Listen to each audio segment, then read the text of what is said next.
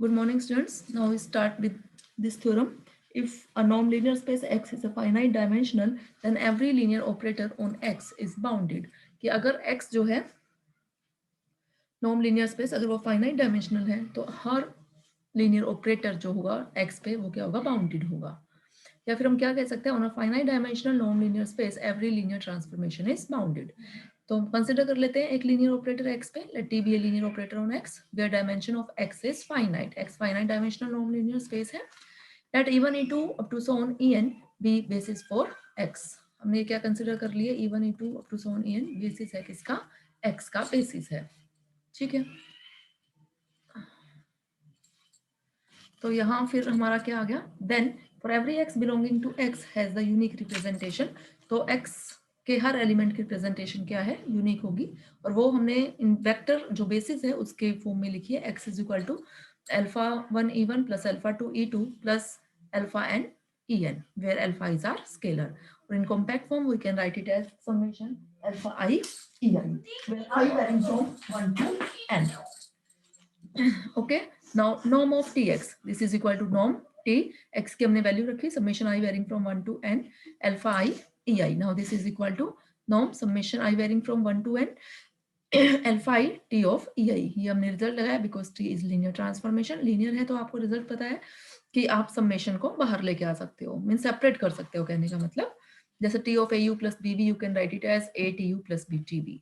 Now this is less than equal to summation norm alpha I t ei means norm summation is less than equal to summation norm. This is equal to summation I varying from 1 to n mod alpha I. जब alpha norm से बाहर आएगा क्योंकि being a scalar ये क्या आ जाएगा mod के साथ norm t of ei. Now this is less than equal to m summation I varying from 1 to n alpha I. norm ti जो ये है this is less than equal to m. क्यों? क्योंकि m हमारा क्या है maximum of norm of t of ei.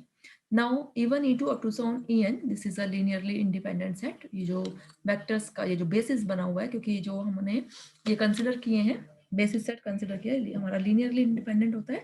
So there is a constant c greater than 0 such that norm alpha 1 e1 plus alpha 2 e2 up to so on alpha n en is greater than equal to c into summation I varying from 1 to n norm mod alpha I. ठीक है.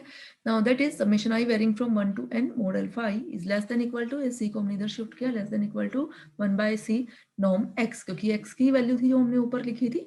Now using this value in equation 1 we get norm tx is less than equal to m 1 by c norm x और हमने इस m by c को क्या put कर दिया k और ये डेफिनेशन किसकी आ गई norm tx less than equal to k norm x. So t is bounded linear operator.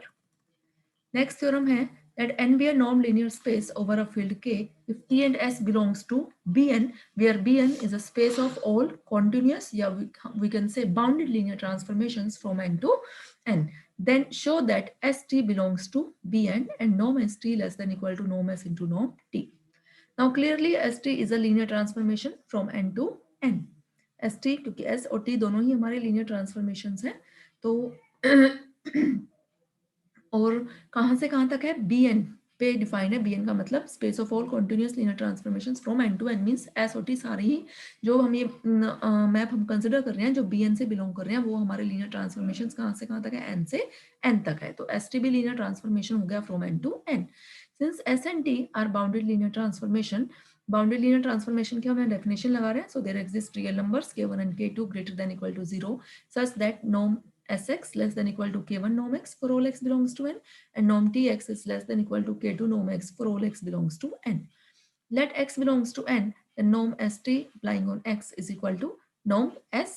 पहले t हम अप्लाई कर रहे हैं इस पे तो this is less than equal to. अब देखो यहाँ क्या आया मींस s को हमने किस पे अप्लाई किया t ऑफ x पे क्योंकि t ऑफ x भी किसका एलिमेंट है n का ही एलिमेंट आएगा. नाउ अब s of x where x belongs to n here tx belongs to n तो क्या डेफिनेशन लगी less than equal to k1 x की जगह क्या आ गया norm tx. अब norm tx का रिजल्ट लगाओ norm tx is less than equal to k2 norm x where k1 k2 को हमने किससे डिनोट कर दिया k से तो ये आ गया k norm x. So norm st applying on x less than equal to k norm x. This implies st is bounded linear transformation from n to n. This implies st belongs to Bn. Now we prove norm st is less than equal to norm s into norm t.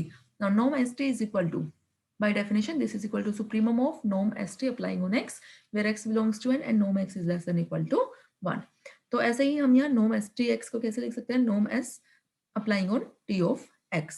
Now this is less than equal to, यहाँ हमने result लगाया ये result पढ़ा हुआ है आपने, norm t x is less than equal to norm t norm x, तो norm s of t of x is less than equal to norm s norm t of x. ठीक है, ऐसे ये रिजल्ट हमने अब यहाँ नेक्स्ट किस्म किसके लिए लगा दिया, नॉर्म टी एक्स के लिए लगा दिया, तो ये क्या आ गया, less than equal to norm t norm x. ठीक है, तो नॉर्म एस नॉर्म टी ये किसके इक्वल हो गया, सुप्रीमम ऑफ क्या बच गया किसका supremum, norm x where x belongs to n and norm x is less than equal to 1, और इसका सुप्रीमम क्या आ जाएगा, 1 आ जाएगा।